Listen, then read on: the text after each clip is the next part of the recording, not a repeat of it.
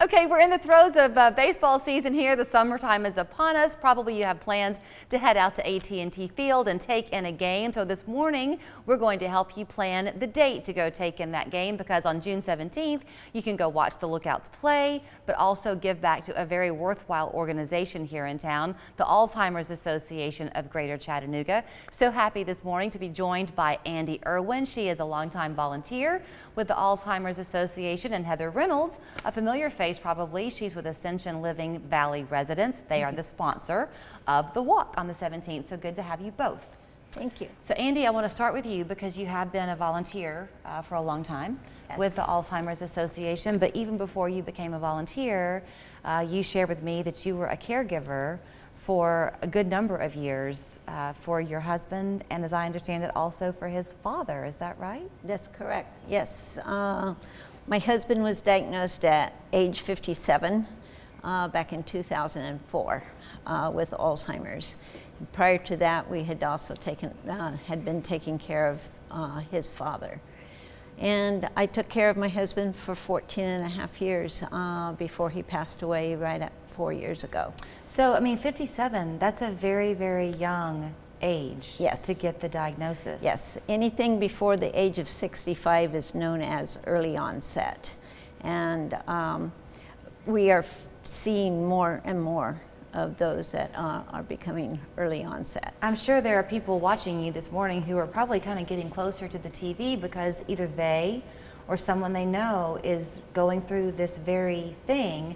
And here you sit, appearing to be a very strong woman, but you shouldered a lot for a number of years. Was the association there when your husband first got the diagnosis? We approached the Alzheimer's Association back in 2005 and got some ideas from them at that time. And then it was after my husband really started showing even more signs. He lost his ability to read and write within 2 years of the diagnosis, and within 3 years of the diagnosis, he couldn't speak. We got involved with the Alzheimer's Walk, and from there it's just been going on and on with the Alzheimer's Association. So I know it means a lot for you to let people realize that this support is there. Heather, in your realm, not only is Ascension Living stepping in now to bring this walk that I know we need to talk about, but you're seeing it every day with families who say, you know, I can't continue to care for this person who I love, so please help me. And y'all stepped right in. Yes, we will. If that is the help they need, then yes, we would love to step in and help, whether it be help for care at home for their loved one, or if they need the help of a facility or a community, we would love to do that as well. When you come out for this walk, the game is June 17th at AT&T Field, and it's really kind of a precursor then to the walk itself that doesn't happen until October, right? Correct. Yes. We are doing the what we're going to call it Paint the Park Purple, and we want to see people out there wearing purple, and we have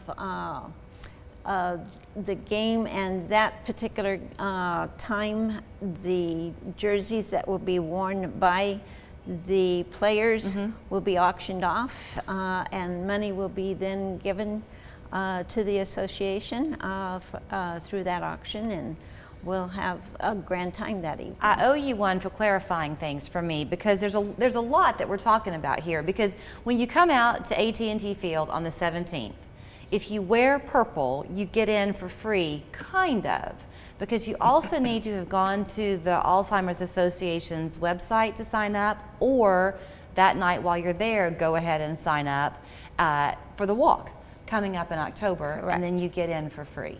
Do I have that right? Yes, yes. If you register for the walk and then wear your purple at the game, the first 75 people will be getting in for free. So you might not know this, but I've had a chance to visit a couple of times with Heather and her team over at Ascension Living. And it's very impressive to me, Heather, what y'all have done. But when I hear Andy talk about her husband's diagnosis in 2004, and it seems like in those now almost 20 years, we've learned so much about how early intervention can help, and y'all are doing that. Yes, and that's one of the things we're so excited about with our partnership with the Alzheimer's Association, is that in the near future, we are going to be offering to the community education programs and partnership and support groups for families that are at home trying to support their loved ones. We would like to support them and do anything that we can, just to help out the situation. We are talking with a decent amount of time before the walk anyway. Not so much the game, but the walk. So if businesses are watching, is there anything that local people not affiliated with the association yet can do to help you? Like, can businesses sign up to maybe be sponsors for the walk too, or just lend their support? Oh yes, we can. They can get in touch with us at the Alzheimer's Association if they are not sure of the number, the alz.org, and then they can just put in the state and look up the city, and they can get the hold of the phone number here in the town.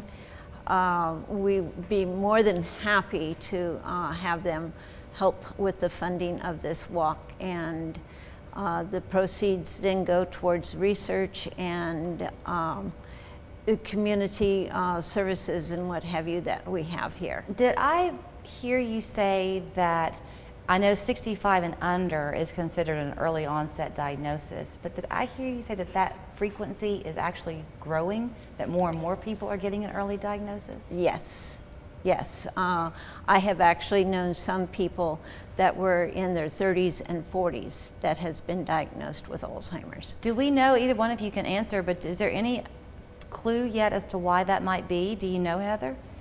No? No. We don't know. We don't know yet. The reason I'm asking, I didn't know if there's some things that you can do from a lifestyle perspective or mental training or anything like that to try to ward it off. They say exercise, healthy diet, and keeping your brain active, but my husband checkmarked all of those. I feel like we did have a healthy lifestyle. He was a runner. And my husband was actually working on his second and his third doctorate at the time that he was diagnosed. Well, I know he would be very proud of you to think that you have continued to help other people walking this journey. Yes, that's something that has become a very passionate thing.